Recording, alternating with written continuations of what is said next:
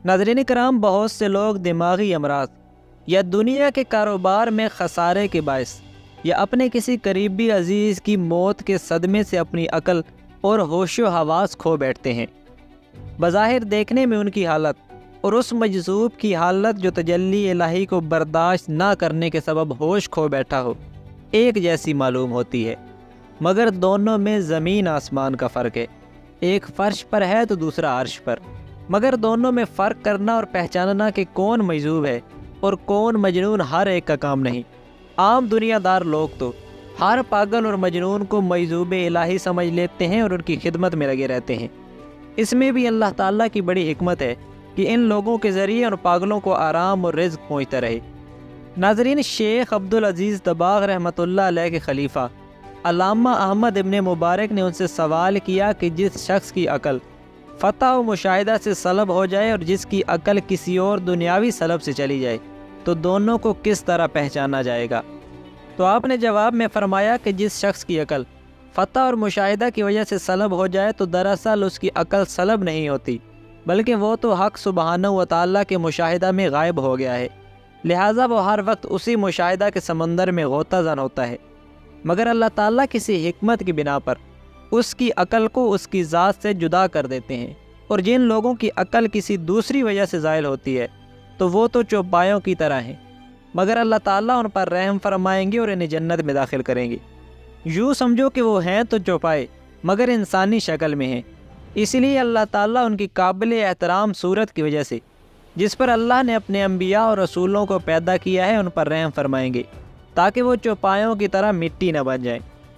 ناظرین، اس کے آگے وہ مزید کہتے ہیں کہ ایسے دو آدمی کے ایک مجذوب ہو اور دوسرا پاگل، صاحب بصیرت آدمی دونوں کی گفتگو اور حرکات دیکھ کر معلوم کر لیتا ہے، اگرچہ ان کی گفتگو سمجھ میں نہیں آتی مگر پھر بھی مجذوب سے کچھ نہ کچھ اسرار الہی ضرور ظاہر ہوتے ہیں، لیکن اس پاگل سے اسرار الہی قطعاً ظاہر نہیں ہوتے۔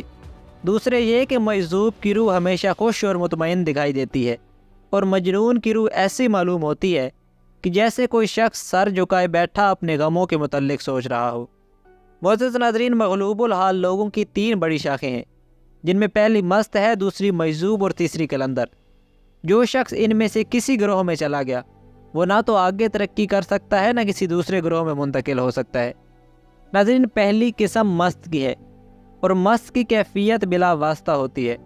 وہ اپنے آپ کو سرکار دو عالم صلی اللہ علیہ وسلم کے سامنے دیکھتا ہے اور اپنے آپ کو بچہ تصور کرتا ہے، اور حکومت کا کام ان کے سپرد ہوتا ہے۔ وہ وقت کے کامل اولیاء سے ملتے ہیں اور احکام پہنچاتے ہیں، ان کے اسرار ان کی کم عقلی کی وجہ سے پورے کر دیے جاتے ہیں۔ ان کا تعلق اس طرح ہوتا ہے جیسے کسی ناسمجھ بچے کا والدین کے ساتھ ہوتا ہے، جبکہ سمجھدار بچے کے ساتھ ایسا کوئی معاملہ نہیں ہوتا، لیکن مشاہدہ کی وجہ سے ان کی زبان سیف ہوتی ہے اور کشف و کرامات اتنی زیادہ ہوتی ہیں کہ جس پر نگاہ کی فوراً اپنے مقام تک لے گئے۔ معزز دوستو، دوسری قسم مجذوب کی ہے۔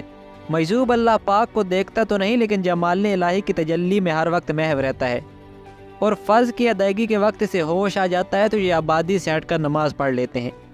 جبکہ تیسری قسم قلندر کی ہے، یہ اس خیال میں مستغرق ہوتا ہے کہ اللہ پاک کی ذات سے فیض آپ صلی اللہ علیہ وسلم کے سینہ مبارک میں پھر آپ سے میرے سینے میں آ رہا ہے۔